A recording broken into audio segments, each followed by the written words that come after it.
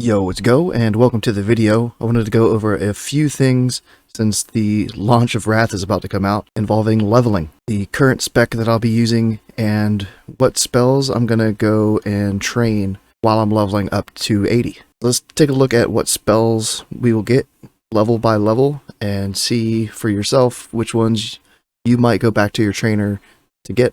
So starting off here at Tiger's Fury at level 71. Won't be getting that. There's Swipe, Rip, Regrowth, and Demo Roar. So level 71, I'm not going to be going back to train. And since you can just go look at these yourself, I'm not going to go through every single spell, but I think the only time that I'm going to go back is level 75 for the new rank of Starfall and Typhoon. So I'll only be going to train spells once, halfway to 80. And then of course, once you hit level 80, I'll be going back to finish training everything. Because we get yet another rank of Starfall, Typhoon, Hurricane even. And those are going to be the main abilities that I plan on using while doing dungeons, open world grinding, pulling as many mobs as I can at a time.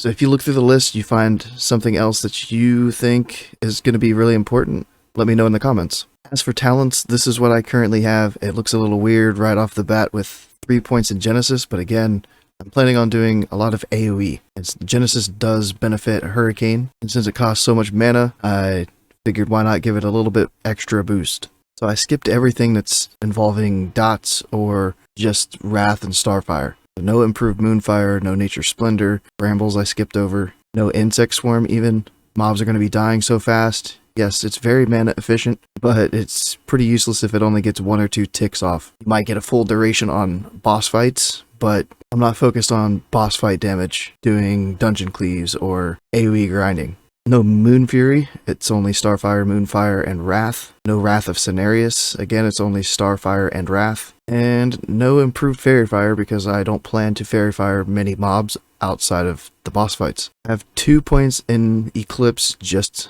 in case for the bosses, so I do have a little bit of extra damage for a single target, but that's pretty much it. And then I have my 10 points in the Resto tree ready to go, so that as soon as I hit level 71, I can pick up Omen of Clarity, and then as I continue to level up to 80, I can fill in and boost my single target damage a little bit as I go up.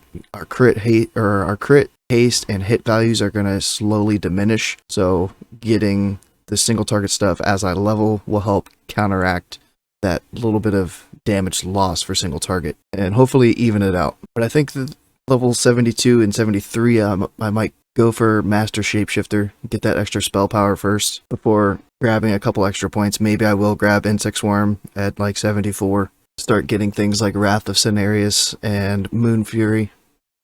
Some other points we could get is 3 points in intensity or any points in intensity for some extra mana regen, since we'll be blowing through mana very quickly. But in the balance tree, I have all the mana talents I could grab: Moonglow, Dream State, and that's another reason to have Alchemy Frenzy, is if it's proccing, I'm getting extra mana back. Glyph-wise, it's going to be really nice to eventually get Glyph of Focus, Glyph of Starfall. If you're keeping an eye on the auction house and have some gold ready to buy these, they could really help out. Other than that, the main glyph that I plan on having is Glyph of Monsoon to reduce the cooldown of Typhoon by 3 seconds.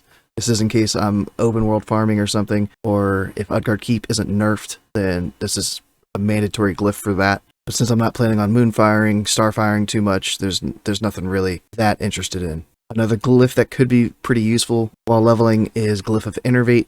You get an extra like 1800 mana back every 3 minutes while you're innervating yourself. Or if you're having to innervate your healer, at least you're getting some mana back. But that's it for this one. A quick little leveling update with a couple of tips in there that I plan to use. Don't forget to buy that new Pungent Way or whatever it's called, the new water from your major cities, so you're not sat there drinking old water. I've never really looked at what spells are available while leveling beforehand, so that was the main thing I hope helps you in this video. A week until launch. Hope you're ready. I feel like I'm pretty ready and prepared, so let's get into Wrath and pump.